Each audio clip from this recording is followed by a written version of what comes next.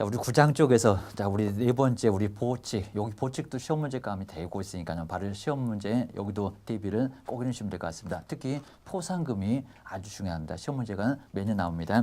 자, 첫 번째 우리 업무 위탁. 자, 업무 바쁘니까 시도지사 누구한테 바로 협회 등에다가 맡겨놓을 수가 있습니다. 실무 교육 직접 못 하고요. 그래서 공인중개사협회가 매주 하고 있습니다. 그거를 누구한테 맡길 건가? 시험 문제가 거기 정도에서 출제될 수가 있습니다. 자, 그걸 알아야 되니까 그렇습니다. 자, 먼저 첫 번째로 보시게 되면요. 자, 누가 시도지사가 바로 실무 교육이나 시험을 맡길 수 있다. 자, 첫 번째 실무 교육이 먼저 나옵니다. 거기는 바로 그냥 대학이 아니라 부동산학과가 개설되어 있는 대학 이렇게 보시고요. 그리고 공인중개사 협회에도 맡겨놓을 수가 있습니다. 그리고 그냥 기관이란 준정부기관, 개인기관이 아니라 거기다가 맡겨놓을 수가 있습니다. 첫 번째, 두 번째, 세 번째. 대신에 시험은 대학이 전혀 안 나옵니다. 공인중개사 협회하고 준정부기관이라고 두 개로 나눠보셔야 됩니다. 그리고 업무를 맡겼으면 어디다가 맡겼다. 관보에다가 나중에 고시를 하게 되어 있습니다. 자, 관보 대신에 신문은 아예 안 나오니까요. 주의하시고요. 그 다음 이제 실무교육을 강의를 하실 분. 자, 먼저 박사는 기간 자체도 아예 없으니까요. 박사면 되고요. 대신에 석사는 3년 이상의 경력이 필요합니다. 기억하셔야 됩니다. 그리고 이제 대학 등에서 전임 강사, 교수가 아니라도 전임 강사 정도 되면 2년 정도가 있으면 가능하고요. 변호사도 2년였습니다. 무시하는 사람 석사는 3년이나 경력이 필요했었고요. 그리고 공인중개사도 3년이 필요했습니다. 나눠서 기억을 꼭 하셔야 됩니다. 아직 시험 문제 안 내봤지만 시험 문제 분명히 내볼 수가 있으니까 기억하시고, 그리고 장소는 50제곱미터 이상이면 되니까 요 면적은 그렇게 크지 않다는 것만 기억하셔야 됩니다.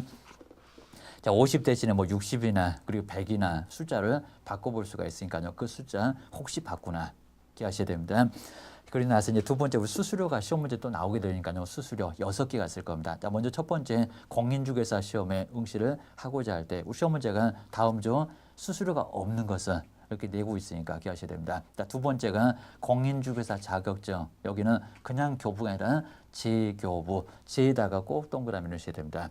그리고 이제 세 번째가 이제 등록증. 우리 등록증 처음 받을 때 등록 신청할 때 수수료가 있어야 되면 금액은 안 물어봅니다. 한 2만 원 정도 있어야 되고요. 그리고 등록증 재교부 받을 때 다섯 번째가 분사무소 신고를 할 때, 여섯 번째가 분사무소 신고필증을 재교부 받을 때 뭐가 들어간다고요? 수수료가 들어갑니다. 수수료가 있냐 없냐 아무리 봐도 이전에서 그냥 교부 받을 때 이전도 이제 재교부할 때는 수수료를 내야 되고요. 인장 등록도 나오지 않습니다. 그리고 고용신고도 나오지 않습니다. 휴업도 폐업도 전혀 수수료는 없다. 기억하셔야 됩니다. 자, 그리고 나서 이제 우리 포상금이 정말 중요하니까요. 포상금 별표 3개를 꼭 해놓으시고요. 자, 먼저 엉뚱하신 분 신고하시면 오히려 무고죄로 큰 문제가 되니까요. 신고하실 분은 딱 세 사람. 자, 먼저 무거운 줄에 2분.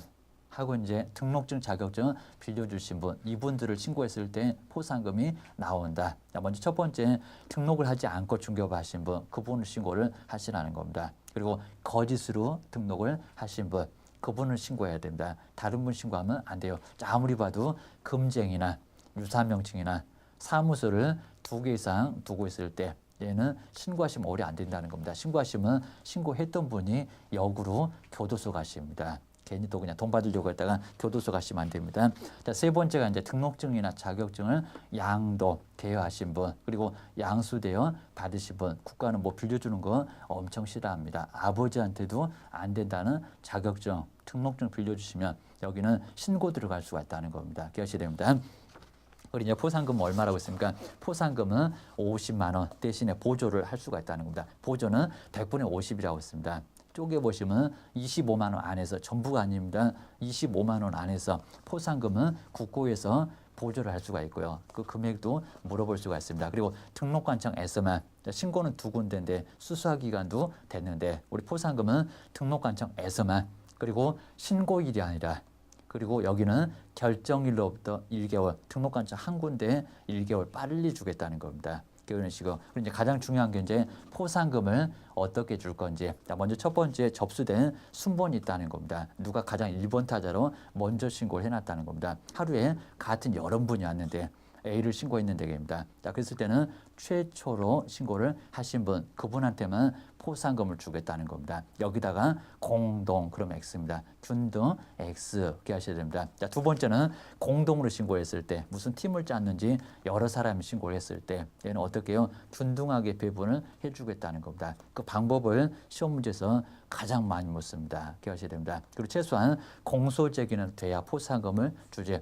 공소제기 안 됐을 때, 불기소됐을 때는 포상금을 아예 안 주고요. 그리고 기소 유예지, 잠시 보류시킨 거지. 나중에 기소를 중지했을 때 포상금을 거긴 주지 않습니다. 소를 제기를 아예 안 하겠다. 포상금을 주지 않습니다.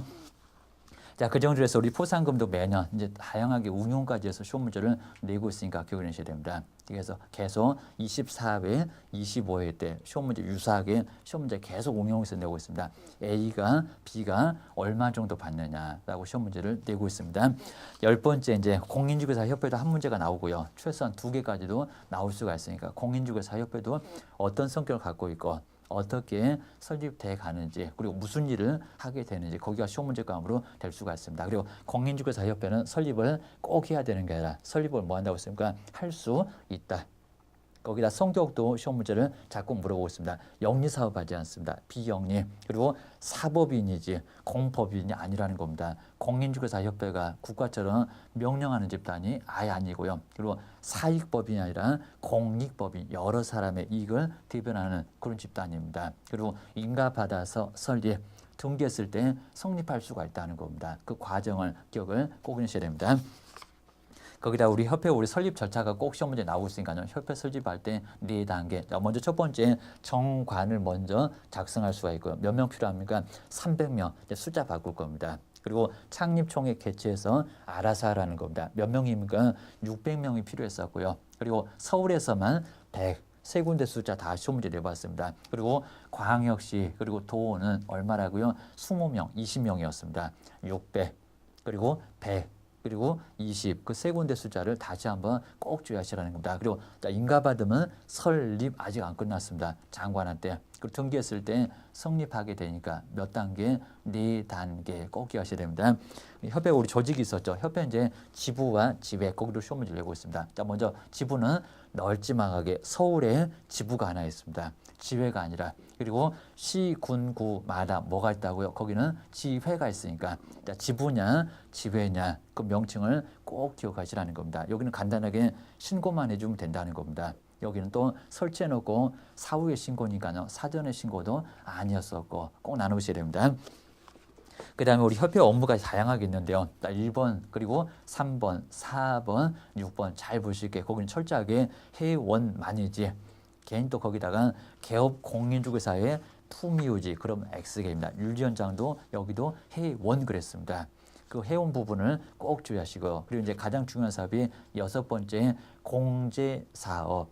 공제사업의 기억자, 고유 업무의 기억자. 대신에 수탁 업무는 시험 받아서 하는 거니까. 그리고 실무교육도 수탁 업무, 시도지사가 바쁘니까 협회에다가 맡겨서 하고 있습니다. 거기를 꼭 기억하셔야 됩니다. 거기다 이제 우리 두 번째 우리 공제사업이 정말 너무 중요해서 우리 공제사업 먼저 공제규정은 장관한테 사전에 먼저 승인을 먼저 받아야 되고요. 변경할 때도 승인을 먼저 받아야 됩니다. 그리고 책임 준비금은 얼마 정도 거기다가 무슨 금액에 얼마냐 시험 문제가 상당히 까다로웠습니다. 총이 아니라 공제료 수입액의 100분의 그리고 10 이상을 적립을 해 놓으라는 겁니다. 사고 쳐놓고 나중에 돈이 없다 그러면 말이 안 되니까 그게 시험 문제가 나올 수가 있습니다. 그리고 책임 준비금 우리 장관한테 승인 받아서 쓸 수가 있고요. 그리고 중요한 부분이 운영위원회 몇 명이라고 했습니까? 19명이 내라고 했습니다. 여기다 또 9명 아니면 11명 앞에 보셨던 정책심의위원회하고 헷갈리지 마십시오. 기억하셔야 됩니다. 여기는 19명이나 된다는 거 기억하셔야 됩니다. 거기다 아주 독특하게 위원장 그리고 부위원장은 국토교통부 장관이 임명하는 게 아니라는 겁니다. 뭐라고 했습니까? 술자리 갔다고 했습니다. 호선, 서로 선임을 하게 돼 있다는 겁니다. 알아서 하기 기억하셔야 됩니다. 그리고 임기가 2년이었었다는 거. 그리고 간사는 반드시 두어야 한다. 라고 기억하셔야 됩니다. 자, 그 정도가 시험 문제가 나오게 될 거고요. 그 다음 이제 공제사업 조사나 검사가 아주 중요한데요. 자, 공제사업은 돈인데 누가 도대체 조사를 할까요? 누가 검사를 할까요? 게입니다. 자, 누구라고 했습니까? 국토교통부 장관입니까? 아니면 다른 분입니까? 누구였습니까? 여기는 금융감독원의 원장. 자, 시험 문제가 금융감독원 원장인데 여기다가 국토교통부 장관이 검사한다, 조사한다 시험 문제를 내볼 수 있을 겁니다. 아닙니다. 기억하셔야 됩니다. 그다음에 8번째가 이제 개선명령. 재무 건전성 때문에 개선하십시오. 그리고 해임하십시오. 시정명령. 다 누굽니까? 여기도 국토교통부 장관 임자만 잘 정리를 해놓으시면 어렵지 않습니다. 자, 그 정도로 해서 이제 임원에 대해서도 제재를 가하고요. 그리고 이제 재무 건전성을 유지를 하기 위해서 얼마라고 했습니까? 자, 그 비율이 100분의 100 이상으로 정립을 다 해야 된다는 겁니다. 그 100분의 100 정도가 시험 문제 나올 수가 있을 거니까요. 꼭 기억하시고요. 그리고 협회는 오로지 누구만 감독한다고 했습니까? 국토교통부 장관만 감독을 할 수가 있고요. 다른 사람은 아예 안 된다는 겁니다. 지부가 되건 지회가 되건 주된 사무소가 되건 다 누구라고요? 국토교통부 장관. 다른 분은 다 X. 그리고 총회 의결 내용을 며칠 만에 누구한테 어떻게 합니까? 며칠 만입니까? 7일 이내 그런 적이 있습니다. 지체 없이고요. 누구한테라고 했습니까? 국토교통부 장관한테. 그분은 전혀 모르니까 뭐 하라고요? 보고를 하여야 한다. 그리고 지부나 지회는 누구한테입니까? 지부는 시도지사한테 신고.